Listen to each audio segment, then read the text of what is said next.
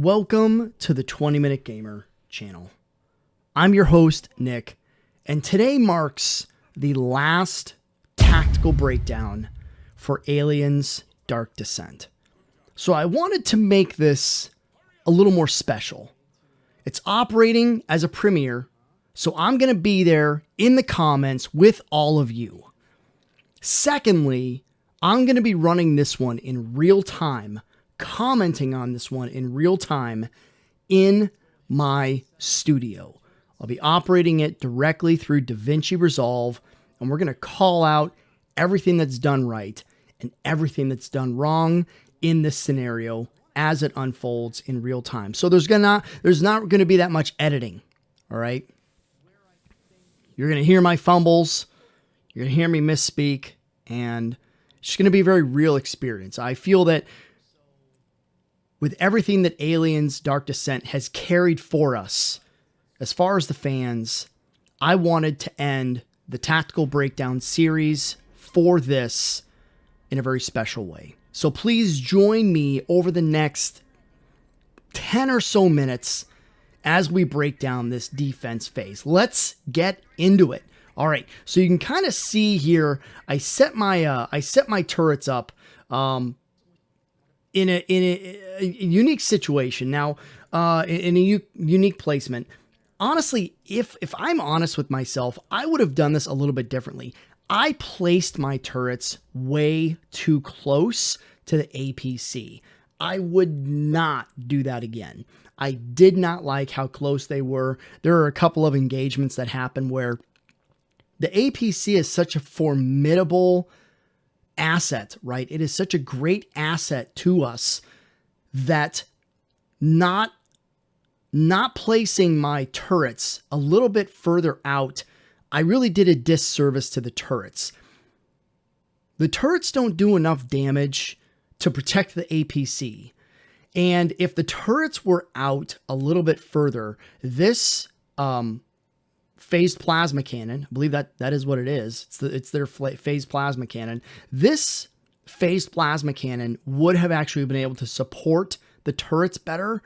The turrets are certainly being out a little bit further. They would have kept the aliens at bay, right?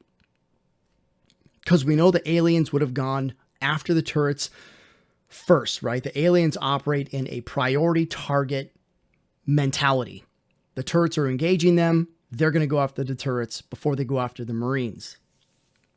So I would have pushed my turrets out a little bit further. Having them, this one is probably not that bad, but the one at the nose and then the two at the 5 o'clock and the 7 o'clock of the APC, I would have done those completely differently. I would have pushed them out probably about another 10 to 15 feet.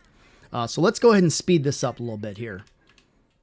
All right, it's all about waiting for the Xenos to actually show up. All right, so Xenos are showing up. My team, I wanted my team to be protected. Now, I knew that this was their last fight, but just because it's their last fight, that doesn't mean that they don't get the opportunity to come home. I probably would have pushed them up a little bit more closely. Considering the coverage that was here, I probably could have pushed the Marines up to about here, or even kept them on the broad side, the 9 o'clock. I probably could have kept them on the 9 o'clock of the APC, and they would have been just fine. Naturally, that would have impacted the placement of the turrets once again. That would have been something that this turret certainly would have needed to have been pushed out a little bit more, along with the other one, like I said, at the 7 o'clock of the APC. But I didn't do that. I mean, yeah, it works out in the end, but as far as effectiveness goes, I definitely could have been a lot more effective than I was. Let's go ahead and spin on. All right, so here's a prime example of this turret being misplaced. This turret probably would have benefited from actually being placed over here. I think that this turret would have, maybe even back here in this little defilade. If I put it here and had it angled where the sights would have covered right across the nose of the APC and then across this landing pad, I probably would have had a better firing arc. I would have had a better placed firing arc. So I definitely would have done that a little bit more differently. But you know what, man? Hey, you're already in it. You need to kind of keep going. You can just kind of see here that the turret is not getting the placement it needs. My Marines are actually doing more of the supporting firepower. In fact, I have to move them because look what happens. My one turret gets attacked. Additionally, this Xeno right here is now also causing an issue for my Marines and also kind of wiped out that turret. I only have one tool. So I have to decide what turret am I going to go ahead and replace or fix.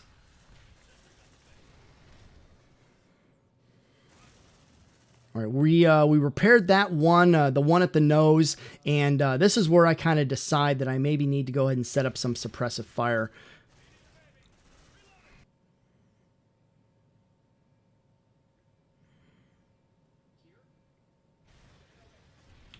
And here's something that's here's funny. So I dropped my suppressive fire at the nose because I felt like the nose was a lot more compromised. I did not even see the crusher closing in at the nose of the Humvee. I didn't even see that. Conversely, I also didn't notice that there's a crusher right here as well. I didn't even notice this guy either. You know, hindsight being 2020, I probably could have been a lot more observant. This was my last fight, and my team was doing so very well. They were doing so very well, and I just wanted to get everybody out alive. I really, really just wanted everyone to get out alive. So we do go ahead, luckily enough, we drop suppressive fire right in front of the channel where the crusher was going to be coming through in the first place. I mean that is just pure luck. Thankfully it works out for us because the suppressive fire slows down that crusher, and our a little bit later you'll see the phased plasma cannon on the APC is able to do a fair amount of damage. Team is slowing down the crusher. There it is right there. Crusher doesn't stand a chance. Once again, these turrets, big no-no. Do not put them that close to the APC. You know, maybe when you're using the arc is a little bit more shallow, right? It has a lower profile is what I'm trying to say. Because that arc has a lower profile, you can put your turrets a little bit more tighter, a little bit more closer to the arc. The APC is so tall, I just don't think this phased plasma cannon, the main gun on the APC, just doesn't see that far out. It just cannot engage. It's just unrealistic. I get it.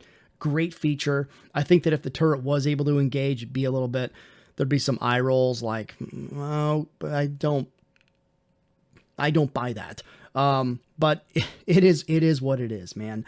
Push your turrets out, give them some breathing room so that main gun has a good firing solution on the Xenos. So there I have to maneuver my team. Now I'm down 2 turrets. And I have no tools that I can actually use. This is a huge fail on my part. The team starts having some heavy engagement now. I probably also should have dropped some more suppressive fire. You know, the suppressive fire doesn't just have to be with the smart guns. It doesn't just have to be with the heavy pulse rifles. You know, my mentality is I want to use the heaviest guns possible for that suppressive fire. But you know, I guess the other caveat to that is if you have 2 minutes suppressive fire, I've only got 8 ammo remaining, right? I've only got 8 ammo left. And if my team has suppressive fire in all angles, that ammo is just going to get chewed away. So maybe it's not that realistic, and maybe not having suppressive fire in other directions was the right thing to do. Maybe that was the right thing to do or not. But as you saw there just a moment ago, a crusher is coming. You know, it's the last mission, man. I say that again, you know, it's the last mission. No holds barred, man. Go for broke. But you can see the team is kind of struggling. The firepower has dwindled. The turrets are broken. I've got 2 turrets at almost max ammunition, and I really kind of I definitely dropped the ball by having these so close. You can just see these are the two turrets that ultimately suffered from not having any supportive crossfire, sectors of fire, any shared sectors of fire is what I want to say. Crusher's coming in. We got another turret down. Got to move the team. The team moved in time, and bingo bango. 2 Crushers down in record time. There we go. That's it, man. That's it. Hunslet comes in, and it's game over. We're on to the Xeno City. God, man, what a truly, I want to say, what an emotional time. What an emotional time. I absolutely loved this title. Tyndaloose did a great job, man. They did a great job. I really hope that there's some DLC coming. I hope that there is something more that they bring to this game. I don't want it to just be this. I think about Aliens Fireteam Elite. That game is another great title. I know that there are some people out there still playing it really, really hard. I've tried to get back into it. Some of the connection problems I've had, some of the missions I want to play, I just don't find anyone to play with, and it's a really big detractor. This is nice. The single player capability, the missions, the difficulties. I could probably play this game, if this was the only game I had, over and over and over. I really, really enjoyed it. Thank you to everybody. I know I say that a lot, but I really hope that you hear the sincerity in everything that you've given me, everything you've brought to me. This channel, this game has brought a lot to my channel. I hope that the titles that I bring forward are going to be just as special to you. They will be to me, and I certainly hope that you hear the passion in my voice when I'm speaking about them. So I will see you on the next one, Marines. You stay safe. Nick out.